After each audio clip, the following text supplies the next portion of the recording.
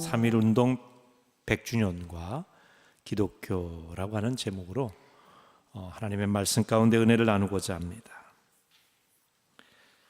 우리가 과거를 이야기하는 이유는 두 가지가 있습니다. 첫째는 아픈 과거, 또 부끄러운 과거를 반복하지 않기 위함입니다. 또 다른 이유가 있다고 한다면 자랑스러운 과거, 위대한 과거를 오늘날 창조적으로 계승하기 위함입니다. 미국의 철학자 조지 산타나는 과거를 기억하지 못하는 사람들은 그것을 반드시 되풀이하는 운명에 처한다, 이렇게 이야기했습니다. 우리의 부끄럽고 또 숨기고 싶은 과거라 할지라도 우리가 그것을 기억해야 되는 이유는 그러한 과거 역사를 오늘 되풀이하지 않기 위함입니다. 과거를 기억한다고 하는 것은 역사의식을 갖고 산다는 말입니다. 성경은 이스라엘 백성들에게 끊임없이 역사의식을 소유하도록 강조합니다. 신명기 15장 15절에 보면 이스라엘 백성들에게 하나님이 말씀하시는데, 너희들이 애굽에서 종되었던 것을 기억하고 그 종되었던 자리에서 너희를 속량, 다시 말하면 구원해낸 것을 기억하라. 그 하나님을 기억하라 말씀하고 있습니다. 오늘 이 시간 3.1운동 100주년에 대한 이야기를 할 때 단순히 과거의 이야기를 하는 것으로 끝나지 않고 이 100년 역사 가운데 함께 하신 하나님의 역사하심을 보는 시간이 되시기를 주의 이름으로 축원합니다. 저는 오늘 아가서 말씀을 본문으로 택했습니다. 여러분, 이 아가서는요, 어떤 분은 아가서 하니까 아가들을 위한 성경인가 이렇게 이해하시는 분도 있습니다. 근데 이 아가라는 말은 아름다운 노래, 이런 뜻인데요, 원래 히브리어 원어로는 쉴 하쉬름 이런 표현을 씁니다. 노래 중에 노래 중에 가장 아름다운 노래, 솔로몬의 아름다운 노래, 이런 의미의 뜻이 아가라고 하는 말입니다. 그래서 이 아가서에는 하나님의 이름이 언급되지도 않았고요, 성령님이나 예수님 이름도 나오지 않지만 그 깊은 속에는 하나님께서 술람미 여인과 같이 부족하고 또 세상에서 천대받는 여인을 그 왕이 사랑하듯이 하나님께서 우리 연약한 인생을 사랑해 주시고 구원해 주시고 함께 해 주신다고 하는 내용의 노래가 아가서입니다. 마치 그 노래를 한 남자와 여인이 사랑하는 그런 노래로 이야기를 하기 때문에 사람들은 자칫 오해하기 쉽지만 아가서의 깊은 내적인 의미는 그런 의미라고 하는 겁니다. 근데 특별히 이 아가서를 이 3.1절 기념주일에 택한 이유가 있습니다. 히브리어로 쓰인 구약 성경에는 메길롯이라고 불리우는 5 두루마리 시문학이 있습니다. 아가서와 룻기와 예레미야, 에가와 그리고 전도서와 에스더입니다. 이 5개의 두루마리 성경은 이스라엘 명절 때마다 읽혔던 책들입니다. 룻기라고 하는 성경은 오순절에 읽혀졌습니다. 예레미야, 에가라고 하는 것은 슬픈 노래죠. 이스라엘 달력으로 앞달 제9일, 즉 예루살렘이 파괴된 날을 기념해서 읽었습니다. 전도서는 장막절에, 에스더는 부림절에 읽혀졌던 성경입니다. 그리고 아가서는 이스라엘 백성들의 최대 명절인 유월절에 읽혀졌던 성경입니다. 유월절은 이스라엘 백성들이 애굽에 종되었던 그 삶의 상황에서 하나님의 은혜로 해방된 날, 구원받은 날을 기념하는 절기입니다. 우리나라로 말하면 일제치하에서 해방된 1945년의 광복절이라고 할 수 있을 것입니다. 그런데 이 광복절은 3.1절과 밀접한 관련이 있습니다. 3.1절은 1945년 해방을 가져오는 밑거름이 되었기 때문에 그렇습니다. 그래서 이스라엘 민족의 해방절기인 6월절에 읽혔던 아가서를 제가 오늘 본문으로 택한 것입니다. 1919년 3월 1일 일제치하에서 우리나라는 대한독립 만세를 외치면서 세계 만방에 우리 민족의 독립의 의지를 알렸습니다. 3.1절과 기독교는 아주 밀접한 관련이 있는데요, 우리나라 독립선언서에 서명한 민족대표 33인 중에 16명이 기독교인입니다. 그 중에 9명이 감리교회 교인입니다. 해주 남본정교회 최성모 목사님, 정동교회 이필주 목사님, 정동교회 박동환 전사님, 평양 남사년교회 신흥식 목사님, 중앙교회 박기도 전사님, 중앙교회 김창준 전사님, 원산 상립교회 정춘수 목사님, 수표교회 신석구 목사님, 종교교회 오하영 목사님이 감리교회 교인, 감리교회 목회자로서 33인에 참여를 했습니다. 3.1운동에 참여한 감리교회와 교인들이 굉장히 많습니다. 우리가 잘 아는 유관순 열사도 천안 매봉감리교회 교인이었습니다. 유관순 열사에게 신앙과 민족혼을 어려서부터 불어넣었던 분은 사에릿이라고 하는 여자 선교사님이십니다. 본명은 앨리스 샤프라고 하는 미국 선교사님이십니다. 이분은 공주에 있는 영명학교 설립에도 기여를 했고요, 어린 유관순의 영적 멘토 역할을 해주었습니다. 그리고 유관순이 서울에 있는 이화학당에 장학생으로 입학할 수 있도록 안내해주는 중요한 역할을 한 분이 이 앨리스 샤프, 우리나라 말로 사에릿이 선교사님이십니다. 3.1운동과 관련해서 선교사님들의 역할이 참 많은데 그 중에 한 분이 사에릿이 선교사님이십니다. 3.1운동이 일어난 1919년 당시에 우리나라 인구는 1600만 명입니다. 여기서 기독교인은 21만 2700여 명입니다. 인구의 1.3% 정도 되는 미미한 수준이었습니다. 하지만 나라 사랑하는 마음은 온 나라를 뒤덮을 만큼 뜨거웠습니다. 그래서 3.1운동에 참여한 기독교인들의 숫자는 20에서 30%, 약 5만여만 명이 된다고 합니다. 기독교인들의 참여가 이렇게 적극적이고 광범위했기 때문에 일제에 이 박해가 다른 종교에 비해서 기독교에 대한 박해가 매우 극심했습니다. 수많은 교회가 사라졌습니다. 수많은 목회자들이 숨지거나 교인들이 숨지거나 다치거나 투옥되었습니다. 특히 이 3.1 만세 운동이 펼쳐지는 기간 동안에 벌어진 일들 중에 경기도 화성의 제암리에서 벌어진 사건은 참으로 가슴 아픈 사건입니다. 한꺼번에 21명이 희생되는 아픔이 있었습니다. 1919년 4월 15일 일본군이 이 제암리에 도착해서 그동안 만세운동을 진압하면서 너무나 여러분에게 혹독하게 심한 매질을 한 것을 사과하려 하니 마을에 있는 15세 이상 되는 남자들은 제암리 감리교회 교회당으로 모이시오라고 한 겁니다.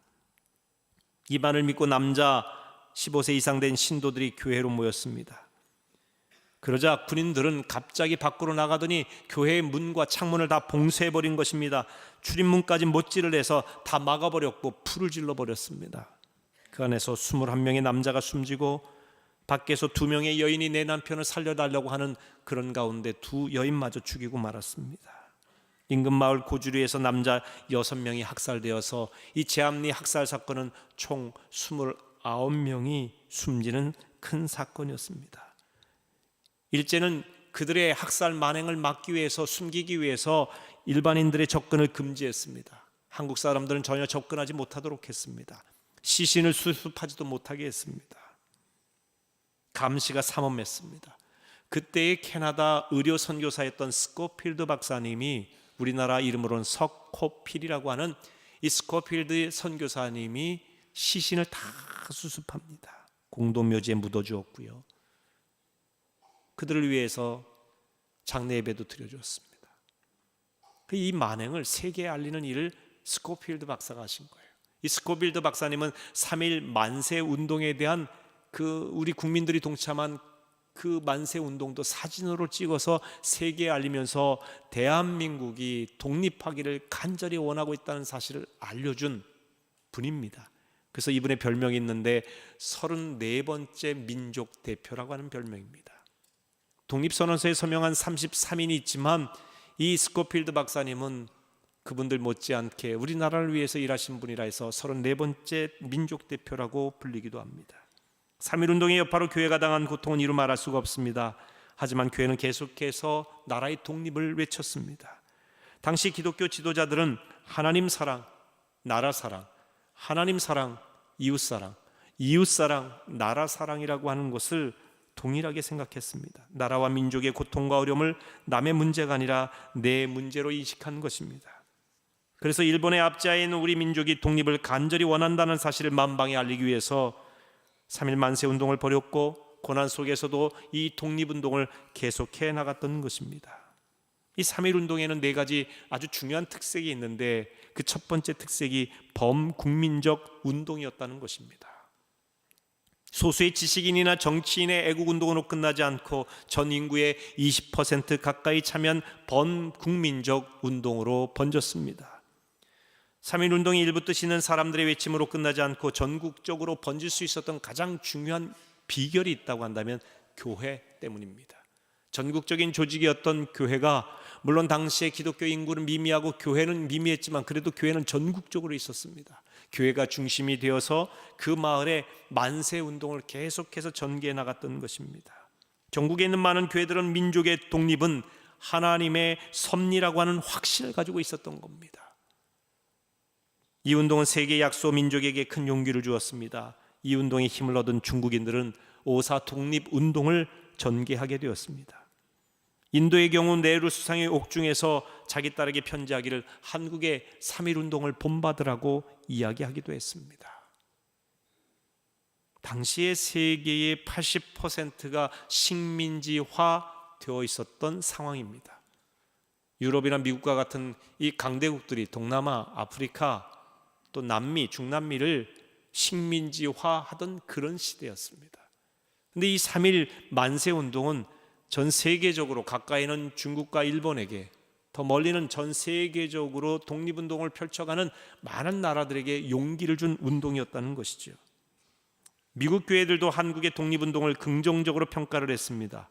미국 기독교연합회 동양문제연구위원회가 1919년 4월 30일에 낸 보고서에 의하면 이런 내용이 나옵니다. 아주 중요한 내용인데요, 제가 요약해서 말씀드리면 이렇습니다. 예수교회가 이번 운동에 참여한 것이 정당했다고 믿지 않을 사람은 한 사람도 없습니다. 다수의 목사, 장로 및 학생, 이름 있는 평교인들이 지금 감옥에서 형고를 겪고 있다는 것이 바로 예수교회의 영향이 전국에 미치고 있다는 증거가 되는 것이라고 봅니다. 예수교인이 이와 같이 박력 있는 행동과 뜻 있는 결단이 없었더라면 이 배달민족의 뚜렷한 이념이 순식간에 전국에 전파되지는 못했을 것입니다. 예수 교인만이 참혹한 식민 정책에서 희망을 포기하지 않았던 유일한 부류의 한국민입니다. 마지막 구절 보세요.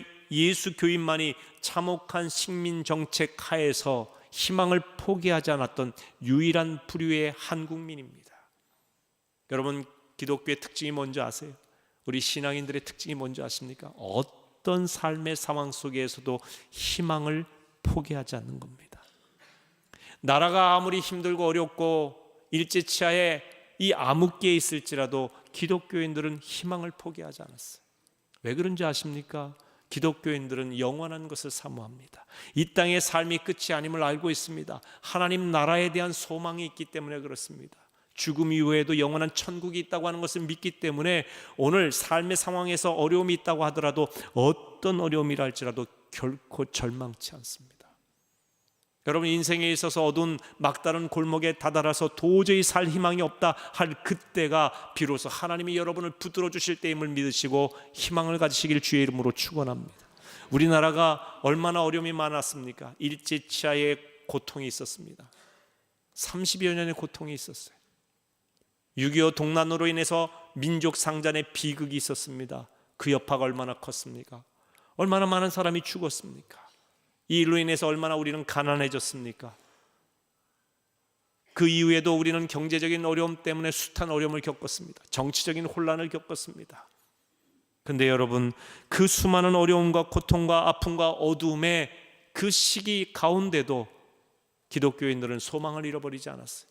교회를 통해서 주의 복음을 전했고 영원한 하나님 나라를 외쳤습니다. 그렇기 때문에 오늘날 이 땅에 수많은 사람들에게 소망을 주는 역할을 했습니다. 물론 오늘날 여러 가지 부끄럽고 부족한 모습이 있기 때문에 안타깝지만, 그러나 기독교가 갖고 있는 궁극적인 가치는 어떤 삶의 어려움과 어둠 속에서도 희망을 잃어버리지 않게 하는 것입니다. 사람에게서 희망을 찾는 게 아니기 때문에 그렇습니다. 하나님이 우리의 희망이 되시고 우리를 위해서 십자가 지신 예수 그리스도가 희망이시기 때문에 이 희망은 사람의 감정이나 상황에 의해서 변화되는 희망이 아니에요. 영원히 변치 않으신 하나님이 주시는 희망이기 때문에 우리는 그것을 굳게 붙잡을 때에 어려움을 극복하게 되고 소망 가운데 새로 일어나게 될 줄로 믿습니다. 우리나라도 마찬가지입니다. 예수 교인만이 참혹한 식민정책에서 희망을 포기하지 않았던 유일한 부류의 한국민이다. 이게 그리스도인이에요. 이게 한국의 그리스도인입니다. 두 번째 3.1운동의 특색은 관용의 정신이 가득한 운동이었다는 것입니다. 3.1운동은 일본을 미워하고 파괴하기 위한 운동이 아니었습니다. 독립선언문에 보면 우리가 독립을 선언하는 이유가 잘 나옵니다. 옛 잘못을 바로잡고 우호적인 새 시대를 마련하기 위함이다 그랬습니다. 이것이 서로 화를 멀리하고 복을 불러들이는 일이라고 적어놓았습니다. 결코 묵은 원한과 감정 때문에 일본에게 저항하는 것이 아니라는 점이 분명하다고 이야기하고 있습니다. 일본 너희를 쳐부수겠다고 하는 게 아닙니다. 너희들은 문제가 많고 우리의 원수다 하면서 원수를 처단하기 위해서 우리가 이 일을 하는 것이 아니라고 하는 겁니다.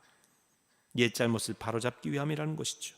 묵은 원한이 아니라 함께 상생하자고 하는 그런 의미입니다. 이러한 정신에서 나온 운동이기 때문에 3.1운동은 비폭력, 무저항 운동이었던 것입니다. 이것은 인도가 영국의 식민지로 있을 때 간디가 펼친 비폭력 운동보다도 훨씬 앞선 운동이었던 것입니다. 이런 점에서 독립선언문은 매우 성서적입니다. 성경은 원수를 사랑하고 그들을 위해 기도하라고 되어 있습니다. 3.1운동은 이러한 정신에서 시작된 운동인 것입니다. 관용의 정신이에요. 품는 정신입니다. 용납하는 정신입니다. 사실 우리가 일본 사람을 생각하면 좋은 감정이 아닙니다. 저는 일제치하에 있지 않았는데도요, 왠지 일본 하면은 그렇게 좋은 감정이 들지를 않습니다. 보통 우리가 일본 사람이라고 한다면 굉장히 양호한 거죠. 일본 분이라고 한 적은 없죠. 일본인이라고도 안 합니다. 꼭 끝에 놈자를 붙입니다. 그냥 일본 놈이라고 하면 괜찮지만 쪽발이 외놈이라고 하는 이상한 표현으로 써서 굉장히 세계인들 가운데요, 일본 사람들을 우리나라 사람처럼 얕보는 나라가 없답니다. 일본을 우리나라 사람처럼 무시하는 나라가 없대. 일본은 무시할 수 있는 나라가 아니거든요. 경제력이라든지 머리라든지 어떤 정치력이라든지 세계의 이 세 손가락 안에 드는 그런 나라인데 유일하게 일본을 발밑에 두고 우습게 보는 나라가 우리나라예요. 일본을 몰라서 그렇겠습니까? 일본의 능력을 우리가 모르기 때문에 그렇겠어요? 이 감정 때문에 그렇죠. 그런데요, 우리 그리스도인들은 정말 과거의 역사적인 여러 가지 아픔이 있지만 그것을 잊어버리라고 하는 것이 아니라, 그것을 그냥 덮어버리라고 하는 것이 아니라, 그럼에도 불구하고, 알고 있음에도 불구하고 품으라고 하는 것이죠. 왜?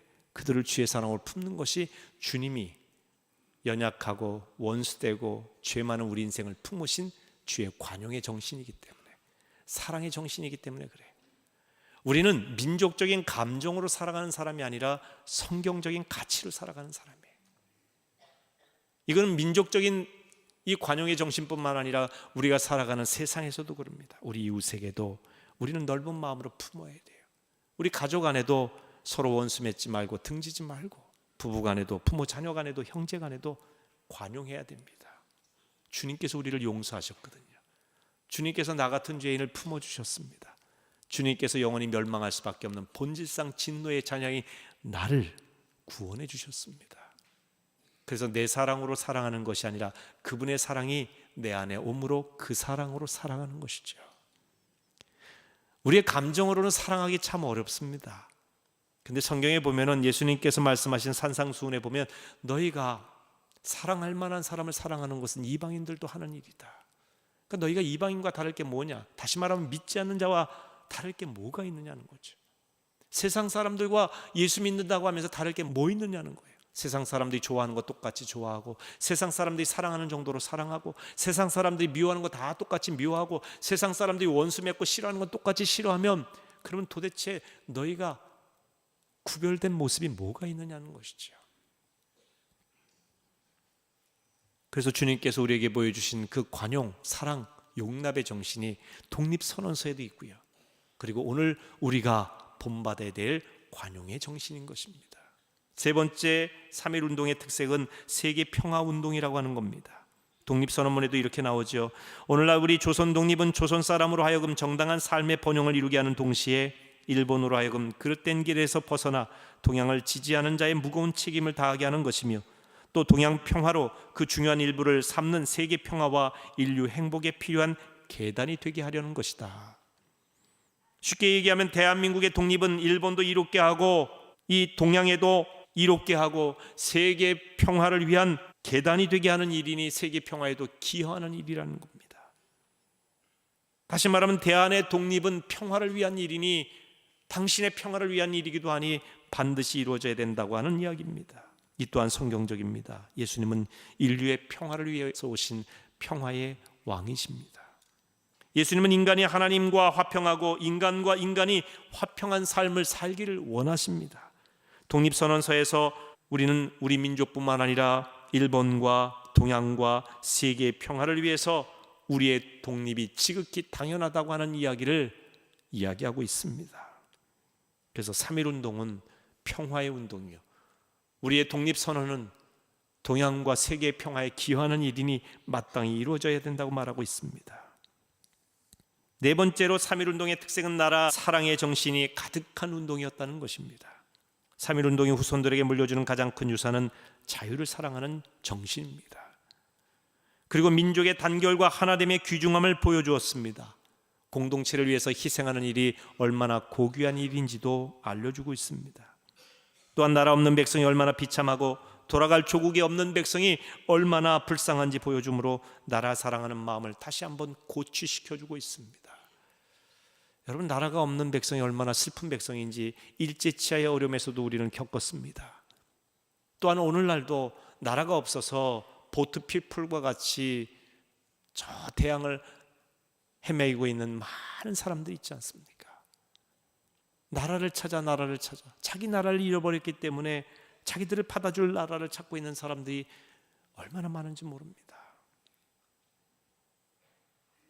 사실 역사학자들 중에는 3.1운동에 대해 큰 비중을 두지 않는 이들도 있습니다. 3.1운동으로 얻은 열매가 거의 없지 않느냐 말하기도 합니다. 그러나 그렇지 않습니다.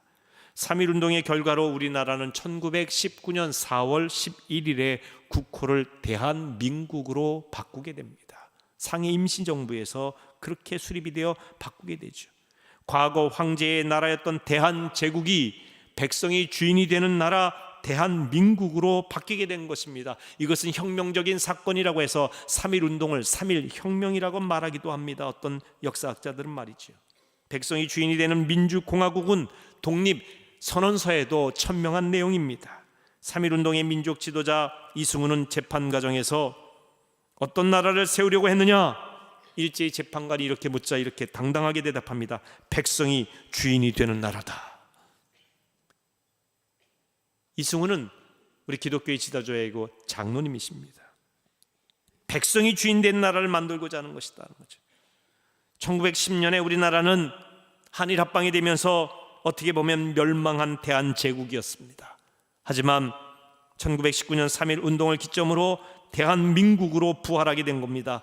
여전히 일제 치하에 있었지만 우리 국민들의 스피릿 자체가 바뀌었다는 것입니다. 3.1운동의 결과로 상해 임시정부가 생겨나게 되었습니다. 그리고 계속해서 일제에 맞서서 독립운동을 위해 투쟁할 수 있는 발판이 이루어졌습니다. 1945년 해방이 이루어지게 된 것입니다. 3.1운동은 비록 나라가 망해도 정신은 죽지 않았다는 사실을 우리 민족 스스로가 확인한 위대한 거사였습니다. 나라가 없어져도 정신이 죽지 않으면 맥은 끊어지지 않습니다. 여러분, 우리나라 옛말에도 호랑이 굴에 잡혀가도 정신 바짝 차리면 살 길이 보인다고 하지 않습니까? 정신이 중요합니다. 우리가 외적으로 많은 것을 소유하고 누리고 높아지고 외모를 꾸미는 것도 중요하지만 정작 나라를 살리는 것은, 우리를 살리는 것은, 교회를 살리고 공동체를 살리는 것은 스피릿이에요. 정신입니다. 우리의 내면입니다. 여러분, 아무리 가정이 어려워도요, 부부가 우리 가정 살려야 된다고 하는 이 살림의 정신이 있으면 가정 살아납니다. 그런데 가정이 많은 것으로 부유하고 집도 크고 남부러울 것이 없이 살아도 우리의 정신이 무너져요. 도덕성이 무너집니다. 우리가 가진 것에 대한 소유가 나만을 위한 것인 양 이기주의로 가득하게 된다면, 우리 정신이 부패해버리면 무너지게 되는 것입니다. 여러분, 우리나라가 살아갈 길은 무엇이냐? 어려운 시대에 우리가 경제도 살려야 되겠고 정치도 바로 서야 되겠지만, 더 중요한 건 국민들의 정신입니다. 국민들의 의식이에요. 나라를 살리겠다고 하는 의식이고, 미래지향적인 의식을 가져야 되겠고, 어떤 어려움 속에서도 소망을 잃지 않는 정신을 가져야 된다는 것입니다. 우리가 3.1절을 지키는 이유는 3.1 정신이 보여준 유산을 창조적으로 계승하기 위함입니다. 3.1 만세운동이 몇 명이 했다, 이러이러한 일들이 있었다, 이런 사건이 있었다, 이것만 나열하기 위해서 여러분에게 말씀드린 게 아닙니다.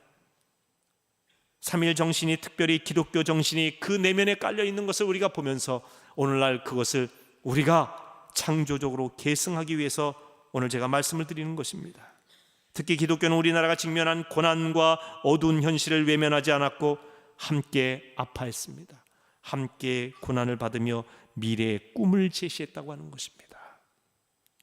그래서 3.1 운동으로 옥고를 치는 사람들 중에는 기독교인들이 가장 많았습니다. 그래서 뜻 있는 애국지사들이 교회로 모여들었던 것입니다. 유관순 열사가 서대문 영모소에 갇혀 있을 때 10대 소녀 아니었습니까? 이화학당 다니는, 오늘날로 말하면 고등학생, 여고생입니다. 그런데 유관순 열사가 그 숱한 고문, 그 협박 속에서도, 죽음의 위협 속에서도 뭐라고 한지 아십니까? 내가 나라를 위해서 바칠 수 있는 목숨이 한 개밖에 없는 것이 너무나 원통하다. 내가 나라를 위해서 바칠 수 있는 목숨이 수십 개, 수백 개, 수천 개가 된다면 그거 다 바치겠다는 것이죠. 여고생이 말이죠. 스피릿이 살아있지 않습니까? 물론 유관순 열사는 10대 여고생으로 숨졌어요. 나라를 위해서 숨졌습니다. 하지만 그 유관순 열사가 갖고 있었던 그 숭고한 나라 사랑의 정신이 오늘까지 이어지는 거 아니겠습니까? 여러분, 인생은 언젠가는 주의 부르심을 받습니다. 누구나 다 죽습니다. 제가 이건 예언할 수 있어요. 이건 확실한 예언이에요. 이 자리에 계신 분 누구나 다 정도의 차이와 연수의 차이는 있을지 모르지만 다 부르심 받습니다. 믿습니까? 이거 아멘하기 좀 어렵죠? 확실한 거 아니겠습니까? 그런데 돌아보면요, 100세를 사셨던 10대, 20대에, 50대에, 60대에 가시던, 우리가 세월 지나고 나면 다 역사예요. 과거가 됩니다. 오래 사는 것만을 목표로 하십니까? 그런데 오래 사는 것만을 목표로 하는 것보다 더 중요한 것은 바르게 사는 겁니다. 정신이 살아있어야 된다는 거죠. 기독교인들이 많은 것을 누리고 소유하고 축복받고 이것만을 위해서 기도할 것이 아니라, 정말 이 시대에 예수의 정신, 예수 사랑의 정신, 예수 용납의 정신, 예수 평화의 정신, 이 스피릿을 우리 국민들에게 전해야 된다는 겁니다. 기독교인들이 더 이기적이고 더 소유욕이 강하고 자기 자신만 알고, 교회가 개교위주의고 교회 종탑만 높이고, 어려운 교회나 어려운 이웃은 돌볼 줄도 모르고 용서할 줄 모르고, 기독교인들이 한번 화나고 서로 원수 맺으면 돌아서지도 않고, 세상 사람들은 술 한잔 걸치면 서로 용서하면 좋은 게 좋은 거라고 하는데, 예수쟁이들은 그렇지도 않는다는 얘기를 듣는다면 우리의 스피릿이 과연 옳으냐는 것이죠. 우리의 스피릿이 정신 바짝 차릴 때라는 겁니다. 오늘날 한국교회의 모습은 100년 전 3.1 만세운동을 펼칠 때의 모습이 아니에요. 100년 전보다 오늘날 교회는 훨씬 많아졌습니다. 기독교인도 당시에 1.3%밖에 되지 않았지만 오늘날은 1,000만 명 가까이, 20% 가까이 되고 있습니다. 번듯한 교회 건물을 찾아보기 힘들었던 100년 전에 비해서 지금 한국교회는 얼마나 부유합니까? 얼마나 멋진 건물이 많습니까? 하지만 영향력은 100년 전에 비해서 훨씬 약해졌어요. 숫자 자체가 영향력이 아니라는 걸 보여주고 있어요. 외형 자체가 영향력이 아니에요. 저는 인터넷에 떠도는 수많은 안티 사이트에서 교회를 욕하고 성경의 권위를 훼손하고 목회자를 욕하는 내용들을 보면 너무나 가슴이 아픕니다. 우리 주님이 얼마나 마음 아파하실까 생각하니 괴롭기도 합니다. 우리가 회개해야 될 점도 있지요. 그런데 더욱 안타까운 것은 사람들이 교회를 이렇게 부정적으로 생각하니 진짜 우리를 살리는 이 복음, 영원한 생명을 주는 복음에 대해서 백성들의 마음이 닫혀 있다는 것이 너무나 안타깝습니다. 교회가 극복해야 될 가장 중요한 과제가 무엇일까요? 그것은 분열이에요. 교회가 너무 분열되어 있습니다. 교회가 너무나 분열하는 일에 이쪽 저쪽에 서면서 대결 구도로 가고 있습니다. 교회 안에서 목회자와 평신도 간의 분열, 갈등, 평신도 간의 갈등, 교회 간의 갈등, 교단 간의 갈등이 얼마나 많은지 모릅니다. 이제 주 안에서 연합해야 되는 것입니다. 형제가 연합하고 동거하는 것이 얼마나 선하고 아름다운가 주님은 우리에게 말씀하고 계십니다. 연합하는 것을 주님 기뻐하세요. 아름답게 보십니다. 3.1운동 당시 교회는 교파를 초월해서 하나가 되었습니다. 심지어 다른 종교에게도 선한 영향력을 끼칠 정도로 나라의 독립을 위한 일에 한 목소리를 냈다는 것입니다. 교회가 너무 개교의 위주가 되었고 교인들의 신앙생활이 너무나 개인화되어 있어요. 내 개인적으로 복받고 잘되고 자녀 잘되고 집안 잘되면 교회 일에 별로 신경 쓰고 싶지 않고 이웃교회 더더군다나 내 이웃과 나는 상관없다. 이건 예수의 정신이 아닙니다. 결코 아닙니다. 그런 정신을 가지고서는 여러분 자신이 잘 될 수도 없습니다. 이웃이 어려운데 내가 잘 된다. 그 이웃의 어려움이 결국은 나에게 돌아오는 건 모르십니까? 우리가 작은 연못이라는 노래, 그런 노래가 있지요. 작은 연못에 이 물고기 2마리가 있어요. 근데 이 연못에서 여러 가지 먹이가 있는데 이 2마리가 어느 날 살아가다 보니까 저 녀석이 없으면 내가 이 연못을 다 독차지할 수 있을 텐데 저 녀석 때문에 내가 절반밖에 이걸 차지하지 못하니 저 녀석을 어떻게 해봐야겠다. 서로가 그렇게 생각한 거예요. 그래서 연못을 전체를 차지하기 위해서 이 2마리는 치열하게 다퉜던 겁니다. 상처를 했어요. 결국 힘이 센 한 마리의 물고기가 다른 동료 물고기를 죽이고 말았어요. 승리했습니다. 와, 이 연못은 내 것이다. 다 차지한 것 같아. 승리한 것 같아. 모든 것을 내가 누릴 줄 알았어요. 그런데 여러분, 얼마 후에 그 남은 한 마리의 물고기도 죽고 말았어요. 왠지 아십니까? 그 죽은 물고기가 썩어서 연못을 전부 다 썩게 만드는 거예요. 그 연못에서 물을 먹고 놀고 있던 살아있던 그 한 마리마저도 결국 죽고 말았어요. 남 죽이면 나도 죽는 거예요. 주님이 우리에게 가르쳐 주신 정신은 분열과 이기주의가 아닙니다. 그래서 제가 우리 교회가 자꾸 큰 숲을 가꾸고 홀로 크는 거목되지 말고 더불어 숲을 이루고 나 홀로 잘 되는 걸 목표로 하는 것이 아니라 함께 동산을 만들어 가자고 하는 이유는 결국 그것이 우리가 살아나는 일이에요. 우리 나라의 아픔과 어려움과 고통을 외면하는 교회는 그 교회도 결국은 어려움을 당합니다. 나라의 문제는 남의 문제가 아니에요. 나라가 지향해야 될 바가 우리와 무관한 일이 아닙니다. 교회가 극복해야 될 과제, 분열과 이기주의를 우리는 극복하고 하나 되어야 되는 것입니다. 하나님 사랑은 이웃 사랑으로 연결되고 이웃 사랑은 곧 나라 사랑입니다. 교회는 나라 사랑하는 마음으로 하나 되어야 됩니다. 3.1운동 당시 기독교인들은 나라의 독립을 위해 하나 되려고 했습니다. 신앙적인 행동도 함께 했어요. 3.1운동의 만세 시위가 한창일 때 교회는 독립단 통고문이라고 하는 것을 발표했습니다. 그 내용에 보면 첫째, 매일 3시에 함께 기도하자. 있는 자리에서 기도하라는 거예요. 나라를 위해서 함께 기도하자. 나라의 독립을 위해서 함께 기도하자. 매일 3시에. 두 번째, 주일에는 금식하자. 금식하며 하나님 앞에 예배드리자. 나라의 고통 가운데 있고 어려움 가운데 있는 이 나라를 위해 금식하며 기도하고 예배하자. 세 번째, 매일 성경 읽자. 그런데 이 성경을 특히 요일별로 성경 본문을 정해주고 그 본문을 읽도록 했습니다. 월요일에는 이사야 10장인데요. 이스라엘을 멸망시킨 아수르에 대한 하나님의 징벌에 대해서, 마치 대한민국을 자기 수해놓고 어렵게 하는 일본 제국이 결국 하나님의 징벌을 받는다는 내용처럼 들립니다. 화요일에는 예레미야 12장 유다의 멸망 원인은 하나님께서 당신의 백성을 버리셨기 때문이다. 수요일에는 신명기 28장 이스라엘 백성이 타민족에게 침략받아 고통받게 되리라고 한 예언이고요. 목요일에는 야고보서 5장 고난당하는 기독교인에게 기도와 인내를 권면하는 내용.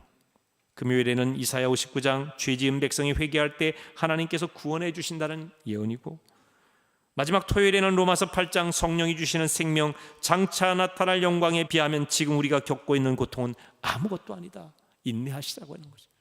장차 하나님께서 우리를 해방시키실 것이고, 장차 하나님께서 우리를 도와주시고 영광의 그날이 있을 것을 기대하며 소망하며 나아가자고 하는 그런 내용입니다. 이런 말씀을 읽으면서 민족혼을 일깨웠고, 또한 신앙적인 이 정신을 잃어버리지 않도록 한 것입니다.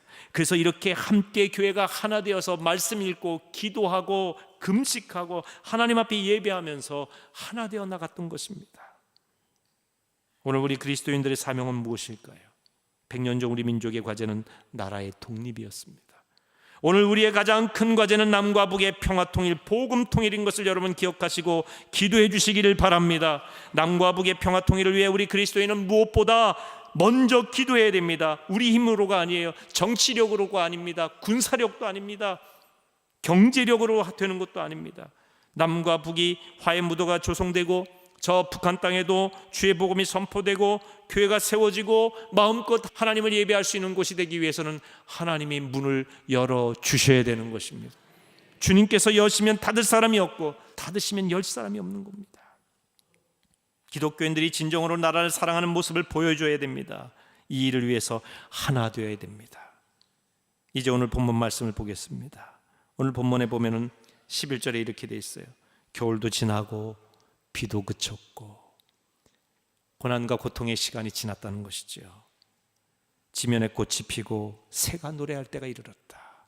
여러분, 반드시 우리나라에는 꽃이 피고 새가 노래할 때가 이를 줄로 믿습니다. 여러분 인생도 그래요. 그럼 어떻게 해야 되느냐? 오늘 본문에 이렇게 말씀하고 있습니다. 13절 말씀 같이 읽습니다. 무화과 나무에는 푸른 열매가 익었고 포도나무는 꽃을 피워 향기를 토하는구나. 나의 사랑 나의 어여쁜 자야, 일어나서 함께 가자. 나의 사랑 나의 어여쁜 자야, 일어나서 함께 가자.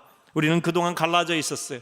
분열되어 있었습니다. 너는 너, 나는 나, 대결 구도였습니다. 이제 우리는 일어나서 함께 가야 됩니다. 교회들이 함께 가야 돼요. 또한 가정이 함께 가야 됩니다. 나라와 민족과 교회가 함께 가야 돼요.